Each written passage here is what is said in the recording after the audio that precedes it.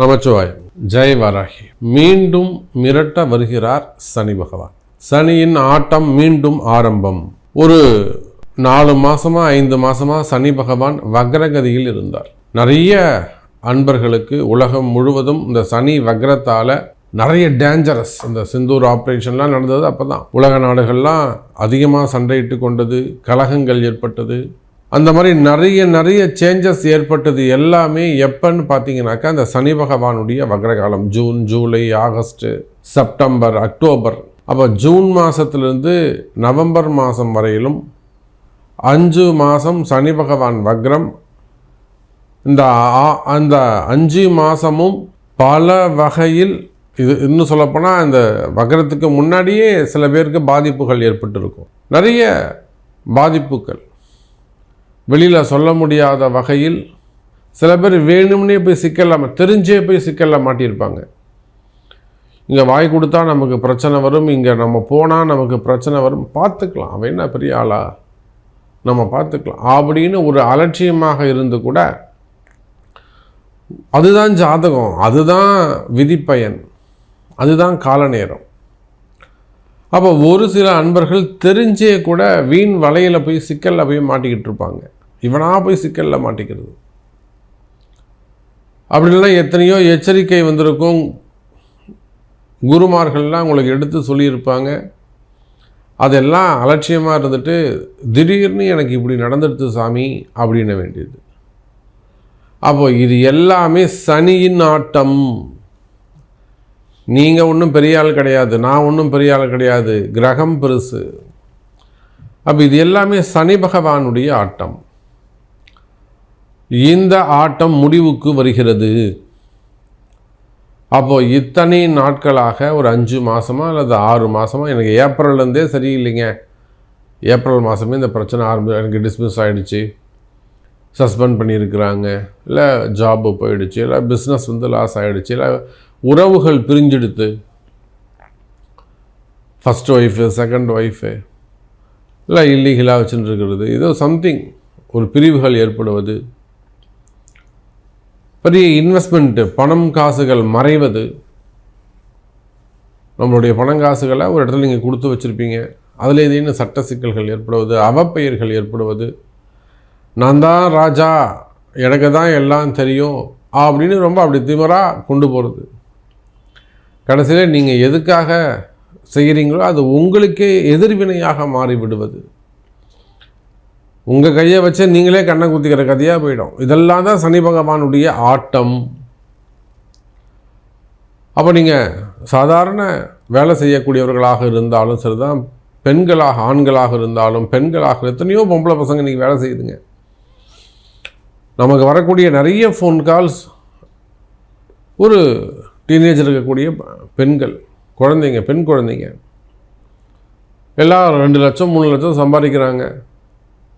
வெளியூரில், வெளி மாநிலங்களில், வெளிநாடுகளில் இருக்கிறாங்க. ஆனாலும் சட்ட சிக்கலில் வெளியில் வர முடியாத ஒரு சிக்கலில் போய் மாட்டிக்கிறாங்க. மன கஷ்டம், மன குழப்பம், மன பயம். அப்போது நீங்களாகவே போய் சில சிக்கலில் மாட்டிக்கிறீங்கனாக்கா இதெல்லாம் சனி பகவானுடைய விளையாட்டு. அப்போ சனியின் ஆட்டம் முடிவுக்கு வருகிறது. நவம்பர் மாதம் 17ஆம் தேதியிலிருந்து, திருக்கணித பிரகாரம் நவம்பர் 25ஆம் தேதியிலிருந்து. அப்போ ஒரு 7 நாள் வித்தியாசம், அவ்வளோதான். ஆனால் சனி வக்ர நிவர்த்தி அடைகிறார். இப்போ 12 ராசிக்குமே இது பொருந்தும். இப்போ ஒவ்வொரு ராசிக்கும் எப்படி ஸ்பெசிஃபிக்காக என்ன நம்ம பார்க்க போகிறோம், எப்படி நடக்க போகுது, தனித்தனியாக பார்க்கலாம். பாருங்கள். அன்பார்ந்த மேஷ ராசி அன்பர்களே, மேஷத்தை பொறுத்தவரையில் மீண்டும் 7.5 சனி ஆரம்பம். இந்த 6 மாத காலம் நிச்சயமாக சனி பகவான் கொஞ்சம் கேப் கொடுத்துருப்பார். எனக்கு தெரிஞ்ச நிறைய அன்பர்களுக்கு நல்லது நடந்திருக்கு. எவ்வளவோ கஷ்டப்படக்கூடிய பிஸ்னஸில், தொழில் அமைப்புகளில், வருமானத்தில் நிறைய அன்பர்கள் கஷ்டப்பட்டுக்கிட்டு இருந்தாங்க. நம்ம இடத்துல வந்து நிறைய அன்பர்கள் நம்ம ஜாதகம் பார்க்கும்போது சிறப்பாக நல்ல முறையில் வாழ்க்கையில் முன்னுக்கு வந்திருக்கிறாங்க. அப்போது கஷ்டப்படக்கூடிய மேஷராசி அன்பர்களே 7.5 சனி தான் காரணம்னு இன்னும் பல மேஷராசி அன்பர்களுக்கு தெரியல. குழந்தை மாதிரி இருக்காங்க. தனக்கு 7.5 சனி நடக்குது அப்படிங்கிற அந்த பாதிப்பே தெரியாமல் குழந்தையை போல இருக்கக்கூடிய மேஷராசி என்பர்களே, கஷ்டத்துக்கு என்ன காரணம்? கஷ்டம் வந்ததுக்கு பிறகு சொல்கிறாங்க, நான் நினச்சே பார்க்கல எனக்கு இப்படி நடக்கும்னு, திடீர்னு இப்படி ஆயிடுச்சு அப்படின்னு வருத்தப்படுறாங்க. அப்போது இதெல்லாம் சனி பகவானுடைய ஆட்டம், சாதாரண விஷயம் இல்லை சார். ஒரு அரசு அதிகாரி, ஒரு தலைவர், அவங்க 2 பேருக்கு ஒரு பிரச்சனை வந்து போயிடுது. தலைவர் ரொம்ப சிம்பிளாக அப்படி ஒரு உயர் அதிகாரிகிட்ட சொல்லி என்ன பண்ணிடுறாங்க, ஏதாவது ஒரு டிஸ்மிஸ் பண்ணிடுறாங்க, இல்லை சஸ்பெண்ட் பண்ணிடுறாங்க. அப்போ நல்லா அதிகாரத்தில் இருக்கக்கூடிய அந்த அரசு அதிகாரி மனமுடைஞ்சு போயிடுது அந்த குடும்பம். அப்போ அதை போல் நீங்கள் ப்ரைவேட் ஜாபாக இருக்கலாம், கவர்மெண்ட் ஜாபாக இருக்கலாம். அன்றைக்கெல்லாம் இன்னும் கூட ஒரு அரசு அதிகாரி சொல்கிறாரு, மேல் அதிகாரி ரொம்ப கார்னர் பண்ணுறாங்க சார், வேணும்னே வந்து கார்னர் பண்ணுறாங்க, வேணும்னே வந்து இம்சை பண்ணுறாங்க, வந்து திட்டிட்டு போகிறாங்க, ஒன்றுமே செய்ய முடியல என்னால். கடைசியில் சங்கத்தில் சொன்னேன், சங்கத்தில் வந்து கேட்டிருக்காங்க, அப்படித்தான் செய்வாங்க, சரியாக வேலை செய்ய மாட்டேங்கிறான்னு என் பேர்லேயே திருப்புறாங்க சார் திரும்பவும் அப்படின்னு அந்த பெண் அதிகாரி சொல்கிறாங்க யூனியனில்.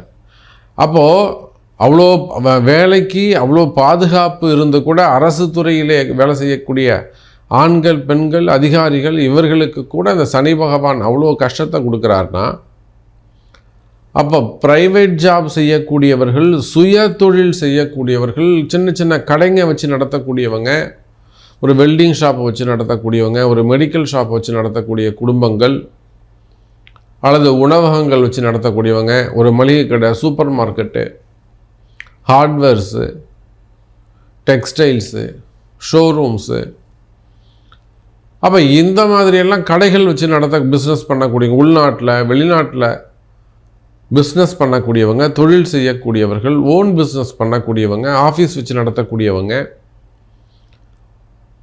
அன்றைக்கெல்லாம் ஒரு தொழில் செய்யக்கூடியவங்க வராரு. அரசியல் இருக்குது, ரியல் எஸ்டேட் இருக்குது, பில்டர்ஸ் இருக்குது, 3 பண்ணுற சாமி. எப்பையும் என் டேபிளில் ஒரு 10 லட்ச ரூபா 20 லட்ச ரூபா இருந்துக்கிட்டே இருக்கும்.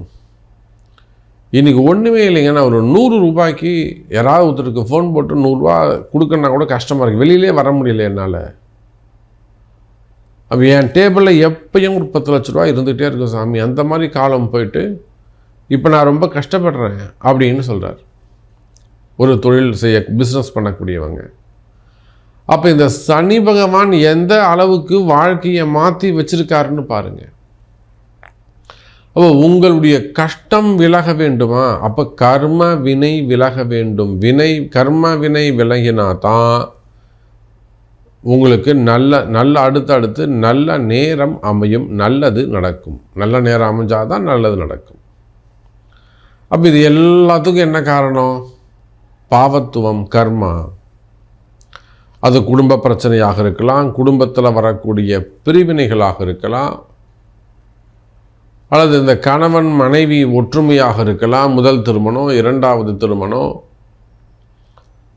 வீட்டுக்கு தெரியாமல் இருக்கக்கூடிய 2வது திருமணங்கள், பிரிஞ்சு போகிறது, எப்படியாவது சேர்த்து வைங்க சாமின்றது, அப்புறம் வசியம் சம்பந்தப்பட்ட பிரச்சனைகள், காதலர்கள்,